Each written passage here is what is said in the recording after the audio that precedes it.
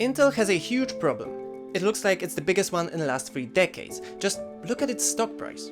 If you bought Intel stock in 1997, the year I was born, its price today is basically the same. The difference is of course the huge inflation, because $1 back then is worth almost $2 today. Yeah, Intel's price last Thursday was about $30 US, but the next morning it was barely over 20. But the worst thing is that the ones who will pay for it are you, the clients who bought the 13th and 14th generation of Intel Core CPUs, and 15,000 of employees who are being laid off only to calm down the investors. Because it looks like all of the Intel Core i7 and i9 Raptor Lake processors are ticking bombs, especially those with the K marking for overclocking. But to understand what actually happened, we need to go back in time. A few months ago, users started reporting stability issues, including blue screens and strange errors in video games. The most common error indicated a lack of video memory, suggesting potential issues with video cards or drivers. However, this theory didn't hold up, as modern graphics cards have ample memory and typical game shaders shouldn't max it out. In April, reports from South Korea indicated that around 10 Intel Core processors were being returned every day, which is far from a typical situation. Intel acknowledged it and announced they will investigate. And they quickly blamed the motherboard manufacturers, saying that they didn't follow Intel's instructions. They observed that most reports came from users with unlocked or overclock-capable motherboards, which might disable thermal and power safeguards, leading to sustained high voltage and frequency. Intel instructed manufacturers to implement more conservative settings, resulting in performance decreases of up to 9%, but this did not prevent the chips from crashing. This made it clear that neither the graphics cards nor the motherboards were solely responsible for this issue. To make things worse for Intel, just last month we started getting some seriously concerning reports from video game studios who gathered some data. Digital Extremes, the studio behind Warframe, presented us with this chart showing that almost all of the crashes inside the game came from these Core i7 and Core i9 chips, showing us the scale of the problem. Another studio called Alderon Games, who was working almost exclusively on latest Intel CPUs, noticed that the failure rate is nearly 100%, indicating it's only a matter of time before affected CPUs fail. And see, it is frustrating when your personal CPU is bad. But when you own a company and you build a server on those chips and they crash constantly, it means you cannot run multiplayer games. Your customers cannot use your services and stop trusting your company. It leads to huge financial losses, and that's why many are switching to AMD. And seeing it, Intel had no other choice but to finally take an L and admit that it's not the motherboards, it's not the graphics cards, but it's their CPUs that are faulty.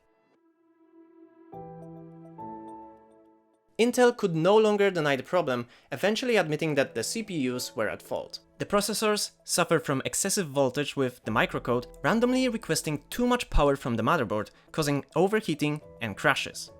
Worse still, there is no simple fix. Although Intel plans to release a microcode patch, the damage is done.